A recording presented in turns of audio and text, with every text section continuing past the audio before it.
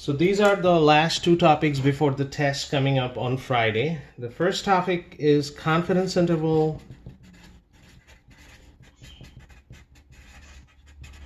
of sigma square.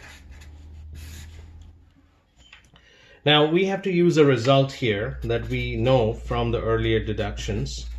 Summation of yi bar square over sigma square, that's actually n minus 1 s square over sigma square, and that has a distribution, it's chi-square with n minus 1 degrees of freedom. We already know that. Now this is what we're going to use to find the confidence interval. So that will be a chi-square. L is the lower limit and n minus 1 s square over sigma square in the middle. This is the upper limit, and that is 1 minus alpha. So what's eventually it's turned out to be, this side will be chi-square 1 minus alpha over 2, and this side will be chi-square alpha over 2. And that reasoning is actually because of the shape of the chi-square. This is a positively skewed distribution starting from 0. So if this is 1 minus alpha in the middle, this side is alpha over 2, this side is another alpha over 2. So this point right here, that's chi-square alpha over 2, and this point right here is chi-square 1 minus alpha over 2. So this makes it 1 minus alpha in the middle. Now a little bit of adjustment, because we want to figure out what's the sigma square is the unknown value here. So we want to figure out what's the lower and upper limit around sigma square. So a little bit of manipulation will give us, this is the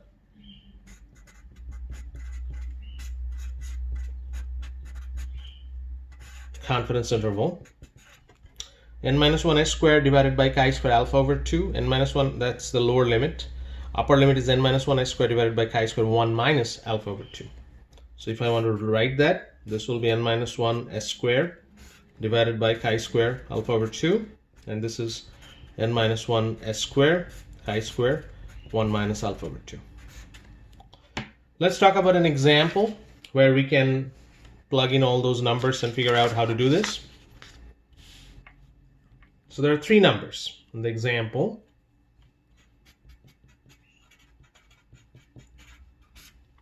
There are three values, 4.1, 5.2, and 10.2.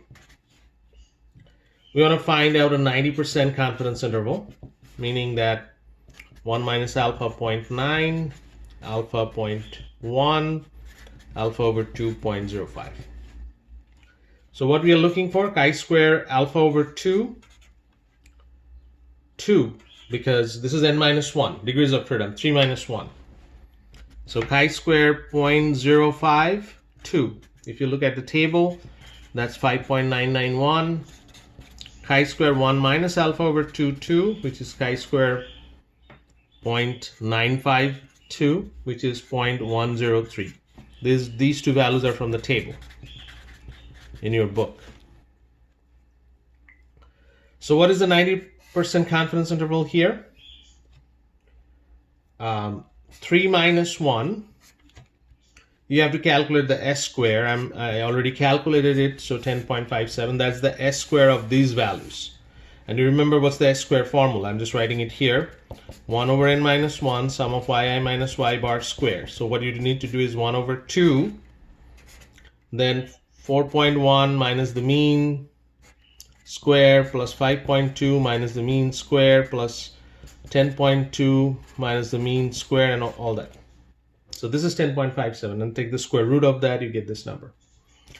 5.991, and also 3 minus 1, 10.57 divided by 0.103. So if I finish this calculation, that would be 3.53 and 205.24. That would be the answer. All right, so homework from this is the end of chapter 8, 8.95 and 8.97. Add to your homework number 4. We will move on to chapter 9. This is the only one topic in chapter 9 that will be in this test. The rest of the topic will be the last test. So chapter 9 is the properties of point estimators. And you already know one property. What's the one property that you know? Unbiasedness. Meaning, if theta hat is unbiased estimator of theta, expectation of theta hat equal to theta. Now this is the number 2 that will be important for your test. This is called relative efficiency. How efficient is your estimator?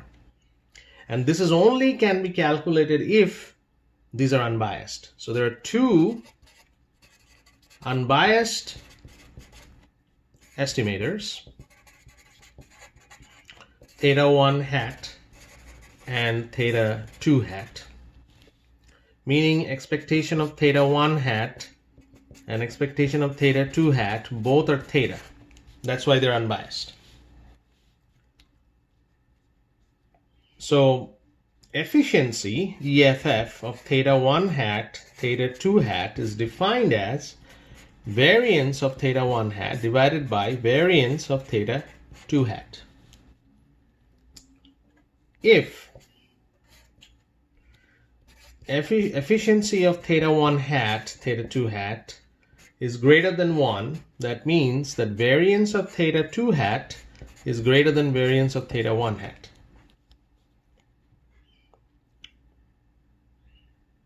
If it's less than 1, then variance of theta 2 hat,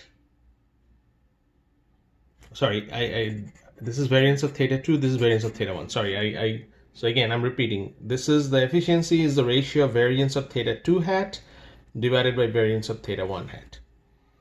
So variance of theta 2 hat less than variance of theta 1 hat. So this is what it means if it's greater than 1 or less than 1. Remember, the theta 2 hat variance will be on the top. Theta 1 hat variance will be at the bottom. Let's do an example.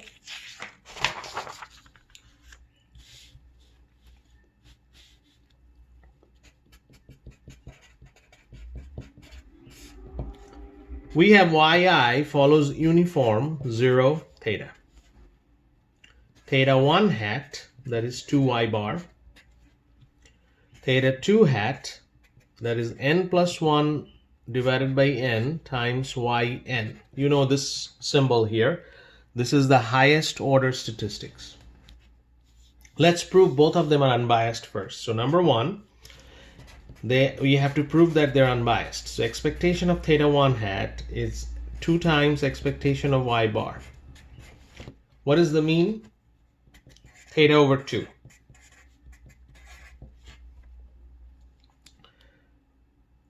Now let's talk about this one.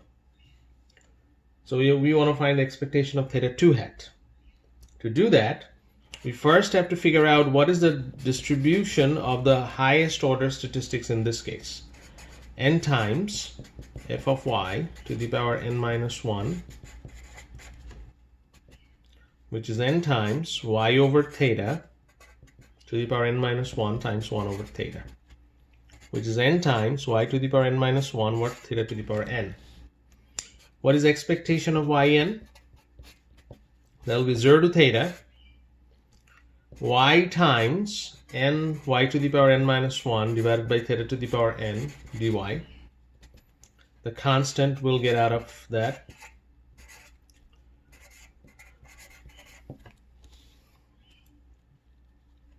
Which is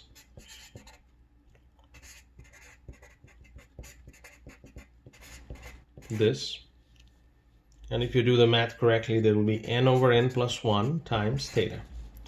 Now, expectation of yn is this. So expectation of, if I take this inside, n plus 1 over n yn is an unbiased estimator of theta, which exactly is the y2. So expectation of theta 2 hat is theta. So both are unbiased. We proved that. Now once we proved both are unbiased, then we can move on to the variances, because we are calculating the relative efficiency of these two estimators. So the next part, so number 2, the relative efficiency for the same problem. So what we need to do first, we need to calculate variance of theta 1 hat, which is variance of 2y bar, which is 4 variance of y bar, which is 4 theta square over 12n. Again, you have to figure this out. That's pretty easy to do. The variance of y bar will be sigma squared. Sigma squared is theta square over 12 divided by n. This is the n. So this is theta square over 3n. Now, what is variance of theta 2 hat? That will be n plus 1 over n whole square, variance of yn. But I don't know what is the variance of yn, the highest order statistics. To calculate that, we have to first calculate what is the expectation of yn square. 0 to theta, y square, n times y to the power n minus 1, theta to the power n dy. And if you do this calculation correctly, you should get n over n plus 2 theta square.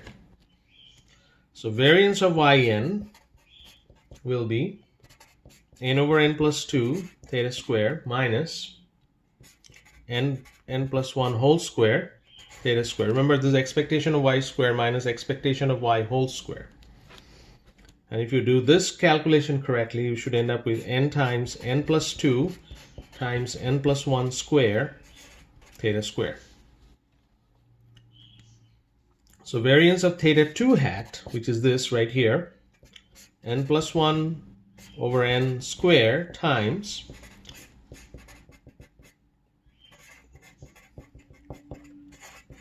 n over n plus 2 times n plus 1 square theta square. This will cancel itself. So, and this will cancel one of the square here. So the end result will be theta square divided by n times n plus 2. Now the efficiency.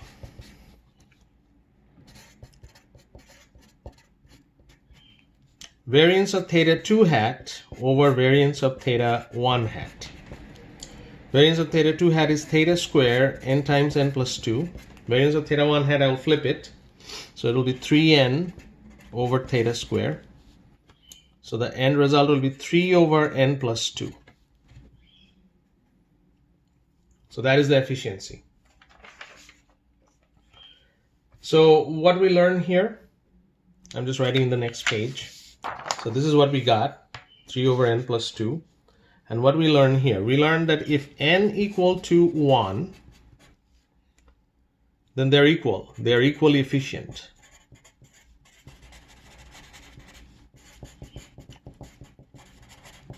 If n is bigger than 1,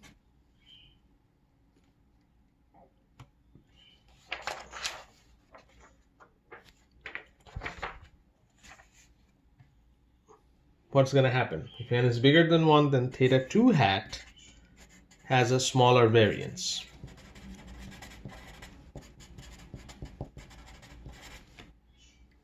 If n is less than 1, then theta 1 hat has a smaller variance.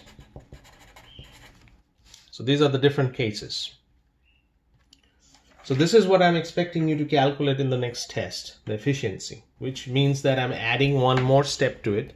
Not only you have to calculate the expectation to prove it's unbiased, also the variances. These are the homeworks from chapter 9. It's going to be all added to homework 4. 9.1, 9.2, 9.3, 9.4, 9.5, and 9.7.